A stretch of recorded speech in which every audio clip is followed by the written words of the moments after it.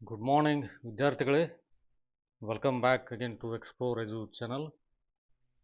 ಇವತ್ತು ಯಾವುದೇ ಥರ ವಿಶೇಷವಾದ ಅಪ್ಡೇಟ್ ಇಲ್ಲ. ಆದರೆ ಕೆಲವು ವಿದ್ಯಾರ್ಥಿಗಳ ಕಮೆಂಟ್ಗಳನ್ನು ನೋಡ್ತಾ ಇದ್ದರೆ ಕಳೆದ 2-3 ದಿವಸಗಳಿಂದ ಅವರ ಪರಿಸ್ಥಿತಿನ ಅರ್ಥ ಮಾಡಿಕೊಂಡು ನಾನು ಸ್ವಲ್ಪ ಕೆಲವು ಸಲಹೆ ಸೂಚನೆಗಳನ್ನು ಕೊಡೋಣ ಅಂತ ಈ ವಿಡಿಯೋ ಮಾಡ್ತಾ ಇದ್ದೀನಿ ಅಷ್ಟೇ. ಇದರ ಮುಖ್ಯವಾದ ಪರ್ಪಸ್ ಏನಂತಂದರೆ, ನಿಮಗೆ ಯಾವುದೇ ಥರ ಗೊಂದಲಗಳು ಬೇಡ. ಜಜ್ಮೆಂಟ್ ಬಗ್ಗೆ ಜಜ್ಮೆಂಟ್ ಇವತ್ತಿಲ್ಲ ನಾಳೆ ಬಂದೇ ಬರುತ್ತೆ, ಬರಲೇಬೇಕು. ಬಟ್ ನನಗೆ ಎಲ್ಲ ಮೂಲಗಳಿಂದ ವಿಷಯಗಳನ್ನು ಸಂಗ್ರಹಿಸಿದ ಮೇಲೂ ಕೂಡ ನಿಜವಾದ ಕಾರಣ ಇವತ್ತಿಗೂ ಸಿಕ್ಕಿಲ್ಲ. ಅದು ಯಾರಿಗೂ ಸಿಗೋದಿಲ್ಲ ಬಿಡಿ. ಯಾಕಂದರೆ ಜುಡಿಷಿಯರ್ ಸಿಸ್ಟಮ್ ಹಂಗೆ ಇರುತ್ತೆ. ಅಲ್ಲಿ ಯಾವಾಗ ಯಾವ ಜಜ್ಮೆಂಟನ್ನು ಅಪ್ಲೋಡ್ ಮಾಡಬೇಕು, ಅನೌನ್ಸ್ ಮಾಡಬೇಕು ಅನ್ನೋದು ಒಂದು ನಿರ್ಧಾರಿತ ಸಮಯ ಇರೋದಿಲ್ಲ. ಅದರದ್ದು ಮುಖ್ಯವಾಗಿ ಏನಂದರೆ, ಸಂಬಂಧಪಟ್ಟಂಥ ಜಡ್ಜಿಗಳು, ಆನರೇಬಲ್ ಜಡ್ಜಸ್ ಫ್ರೀ ಇರಬೇಕು. ಆಮೇಲೆ ರಿಜಿಸ್ಟ್ರಿ ಅವರು ಫ್ರೀ ಇರಬೇಕು. ಅದನ್ನು ಇನ್ಫಾರ್ಮೇಷನನ್ನು ಫೈಲ್ ಮಾಡಿ ಅಪ್ಲೋಡ್ ಮಾಡೋದಕ್ಕೆ ಅದಕ್ಕೊಂದು ಸ್ವಲ್ಪ ಅದಕ್ಕೆ ನಿರ್ಧಾರಿತ ಸಿಸ್ಟಮ್ ಇರುತ್ತೆ. It is a pre decided system what they have to follow in the judiciary system. Then only it will be publish to the public. ಇವಾಗ ಒಂದು ಲಾಸ್ಟ್ ಟೈಮ್ ನಡೆದಿರೋ ಹಿಯರಿಂಗ್ ಪ್ರಕಾರ ಹಿಯರಿಂಗ್ ಅಂತೂ ಯಾವುದೂ ಇಲ್ಲ ಅಂತ ಹೇಳಿದ್ದಾರೆ. ಬಟ್ ಹಿಯರಿಂಗು ಇರಲೇಬಾರ್ದು ಅಂತ ನಿಯಮನೂ ಕೂಡ ಇಲ್ಲ.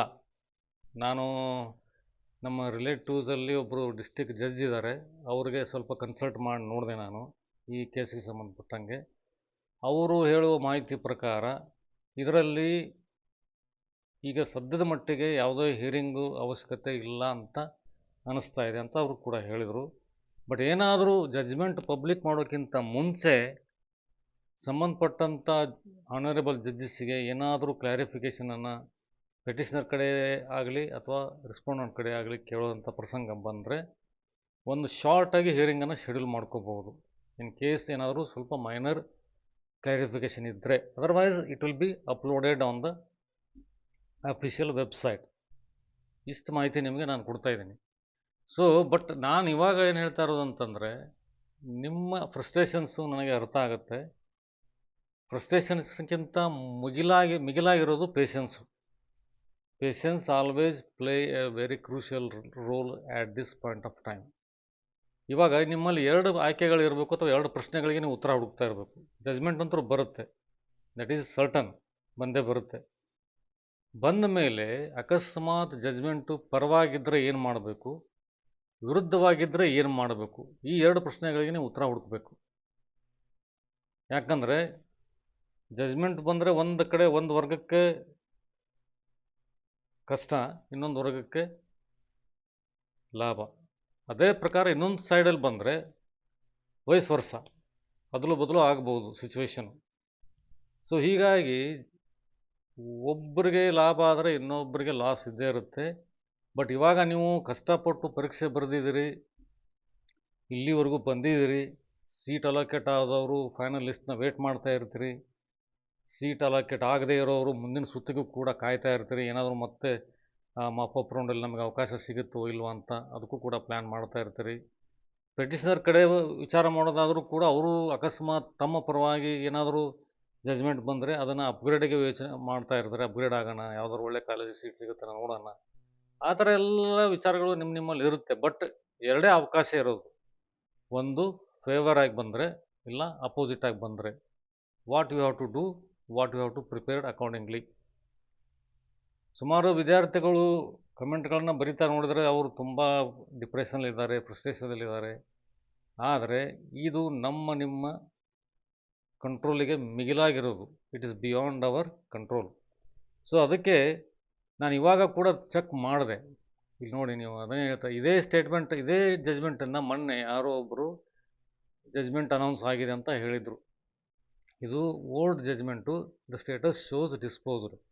ಯಾಕಂದರೆ ಆನರೇಬಲ್ ಜಡ್ಜ್ ಬ್ಯಾನರ್ಜಿ ಮತ್ತು ಅರವಿಂದ್ ಅವರು ಇದನ್ನು ಆಲ್ರೆಡಿ ಡಿಸ್ಪೋಸ್ ಮಾಡಿದ್ದಾರೆ ಕೇಸ್ನ, ಅದಕ್ಕೆ ಸ್ಟೇಟಸ್ಸು ಡಿಸ್ಪೋಸ್ ಅಂತ ತೋರಿಸ್ತಾ ಇದೆ. ಬಟ್ ಜಜ್ಮೆಂಟ್ ಡೇಟ್ ನೋಡಿ, date of decision is 19/11/2025. Next hearing is 25/11/2025. ಇದರಲ್ಲೆಲ್ಲ ಜಜ್ಮೆಂಟ್ ಇನ್ಫಾರ್ಮೇಷನನ್ನು, ಡೈಲಿ ಆರ್ಡರ್ ಇನ್ಫಾರ್ಮೇಷನ್ನ ನೀವು ನೋಡ್ತಾ ಹೋದರೆ ನಿಮಗೆ ಕ್ಲಿಯರಾಗಿ ಗೊತ್ತಾಗುತ್ತೆ ಇನ್ನೂ ಅಫಿಷಿಯಲ್ ಆಗಿ ಫೈನಲ್ ಜಜ್ಮೆಂಟ್ ಬಂದಿಲ್ಲ ಅಂತ. So wait for only official updates and information. ಯಾರೋ ಒಬ್ಬರು ಹಂಗೆ ಹೇಳಿದರು, ಇದರಲ್ಲಿ ಬಂದಿದೆ, ಅದರಲ್ಲಿ ಬಂದಿದೆ, ಅವ್ರು ಹೇಳಿದರು, ಇವ್ರು ಹೇಳಿದರು, ಕೀ ಅವರಿಗೆ ಕೇಳಿ ನೋಡಿದ್ದಾರೆ, ಅವರು ರೆಸ್ಪಾಂಡ್ ಮಾಡ್ತಾ ಇಲ್ಲ ಅಂತ. ಇದನ್ನು ಯಾರು ನೀವು ಮಾಡುವಂಥ ಅವಶ್ಯಕತೆ ಇಲ್ಲ. ಅವರು ಏನಾದರೂ ಉತ್ತರ ಕೊಟ್ಟರೆ ಅದು ನಿಮ್ಮ ಸಮಾಧಾನಕ್ಕೆ ಮಾತ್ರ, ಅದರಿಂದ ಸೊಲ್ಯೂಷನ್ ಸಿಗೋದಿಲ್ಲ. ಅದಕ್ಕೆ ಕೆ ಅವ್ರಿಗೆ ಕಾಂಟ್ಯಾಕ್ಟ್ ಮಾಡೋದಾಗಲಿ, ಪೆಟಿಷನರ್ಗೆ ಕಾಂಟ್ಯಾಕ್ಟ್ ಮಾಡೋದಾಗಲಿ, ಅಥವಾ ಬೇರೆ ವ್ಯಕ್ತಿಗಳಿಗೆ ಕಾಂಟ್ಯಾಕ್ಟ್ ಮಾಡೋದಾಗಲಿ ಮಾಡೋ ಅವಶ್ಯಕತೆ ಇಲ್ಲ. ಈ ಕೇಸದ ಸೆನ್ಸಿಟಿವಿಟಿ ಅಥವಾ ಸೀರಿಯಸ್ನೆಸ್ ನೋಡಿದರೆ ನನ್ನ ಪರ್ಸನಲ್ ಒಪಿನಿಯನ್ ಪ್ರಕಾರ ಇದು ಇಷ್ಟೊಂದು ಲೇಟ್ ಆಗೋ ಅವಶ್ಯಕತೆ ಇರಲಿಲ್ಲ. ಜಜ್ಮೆಂಟು ಬೇಗ ಬರಬೇಕಾಗಿತ್ತು. ಲೇಟ್ ಆಗೋದಕ್ಕೇನಾದರೂ ಬಲವಾದ ಕಾರಣ ಇರ್ಬೋದು, ಅದು ನಿಮಗೆ ಗೊತ್ತಿಲ್ಲದೇ ಇರೋ ವಿಚಾರ. We cannot assume everything. ಅದರ ಪ್ರಕಾರ ನಾನು ನಿಮಗೇನು ಹೇಳ್ತಾ ಇದ್ದೀನಿ, ಇಷ್ಟು ದಿವಸ ಆಲ್ಮೋಸ್ಟ್ 40 ಡೇಸ್ ಆಯಿತು ನೀವು ವೇಟ್ ಮಾಡ್ತಾ ಇದ್ದದ್ದು. May be another 1 or 2 days or even today also the judgment may come. That is unpredictable. ಅದಕ್ಕೆ ನೀವು ನಿಮ್ಮ ಸಿದ್ಧತೆಗಳನ್ನು ನಾನು ಮೊದಲೇ ಹೇಳ್ದಂಗೆ ಆ ಎರಡು ಪ್ರಶ್ನೆಗಳಿಗೆ ಉತ್ತರ ಹುಡ್ಕೊಂಡು ಅದಕ್ಕೆ ಸಿದ್ಧತೆ ಮಾಡಿಕೊಳ್ಳಿ. ಪೋಷಕರಿಗೂ ನಾನು ವಿನಂತಿ ಏನು ಮಾಡ್ಕೊಳ್ಳೋದು ಅಂತಂದರೆ, ಮಕ್ಕಳದು ಇವಾಗ ಅವರ ಏಜಲ್ಲಿ ಈ ಪರಿಸ್ಥಿತಿನ ಅರ್ಥ ಮಾಡ್ಕೊಳ್ಳೋಕ್ಕೆ ಕಷ್ಟ. ಪೋಷಕರಿಗೆ ಅದರದ್ದು ಡೆಪ್ತ್ ಆಫ್ ದ ಪ್ರಾಬ್ಲಮ್ ಅಂದರೆ ಅದರದ್ದು ಸಿವಿಯರ್ನಿಟಿ ಅರ್ಥ ಆಗುತ್ತಂತ ನಾನು ತಿಳ್ಕೊಂಡಿದ್ದೀನಿ. ಇವಾಗ ಅವ್ರಿಗೂ ಕೂಡ ನೀವು ಮಕ್ಕಳಿಗೆ ಬೆಂಬಲವಾಗಿ ನಿಂತ್ಕೋತೀರಿ ಈ ಕಷ್ಟದ ಪರಿಸ್ಥಿತಿನಲ್ಲಿ. ಇದು ಬರೀ ವಿಡಿಯೋ ಲೈಕ್ ಮತ್ತು ಶೇರ್ಗಂತ ಮೀಸಲಾಗಿರೋದಿಲ್ಲ. ಇದು we have to address the concerns of the students seriously and honestly. That is the purpose of this channel.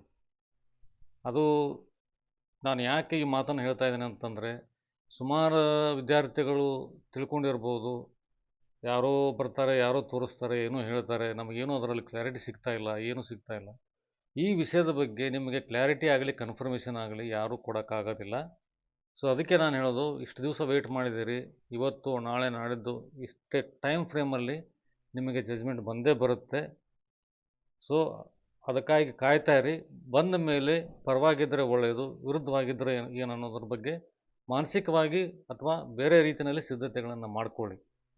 ನಿಮಗೆ ಏನಾದರೂ ನಾನು ಇವಾಗ ಕೊಟ್ಟಿರೋ ವಿವರಣೆ ಮೇಲೆ, ಎಕ್ಸ್ಪ್ಲನೇಷನ್ ಮೇಲೆ still you have some questions in your mind, you can ask me at any point of time. I am here to assist you and guide you. ಮುಂದೆ ಏನೇನಾಗುತ್ತೆ ಅದ್ರ ಬಗ್ಗೆನೂ ಚಿಂತೆ ಮಾಡಬೇಕಾಗುತ್ತೆ. ಜಜ್ಮೆಂಟ್ ಬರಲಿ, ಜಜ್ಮೆಂಟ್ ಬಂದ ಮೇಲೆ ಮತ್ತೆ ನಾವು ಚರ್ಚೆ ಮಾಡ್ಬೋದು ಅದರ ಮೇಲೆ. ಆದರೆ ಇದಕ್ಕೆ ಸಂಬಂಧಪಟ್ಟಂಗೆ ನೀವು ಯಾವುದೇ ಥರ ನೆಗೆಟಿವ್ ಫೀಲಿಂಗನ್ನು ಮೈಂಡಲ್ಲಿ ಇಟ್ಕೋಬೇಡಿ. If you are really deserved you will get it. Deserve ಇದ್ದರಲ್ಲೇ ಬಂದಿರುತ್ತೆ ಎಲ್ಲರಿಗೂ ಕೂಡ. ಆದರೆ ಏನೋ ಒಂದು ಸ್ವಲ್ಪ ಮಿಸ್ಟೇಕ್ ಆಗಿರೋದ್ರಿಂದ ಈ ಗೊಂದಲ ಸೃಷ್ಟಿ ಆಯಿತು. ಅದರಿಂದ ಕೌನ್ಸಿಲಿಂಗ್ ಪ್ರಕ್ರಿಯೆ ತುಂಬ ಲೇಟು ಆಯಿತು. Almost 40 days is A very considerable time for the students point of view. ಅವ್ರಿಗೆ ಆಲ್ರೆಡಿ ಅಕಾಡೆಮಿಕ್ ಇಯರ್ ಲೇಟ್ ಆಗಿದೆ, ಕ್ಲಾಸಸ್ ಮಿಸ್ ಆಗಿದೆ, ಟೆಸ್ಟ್ಗಳು ಮಿಸ್ ಆಗಿದೆ.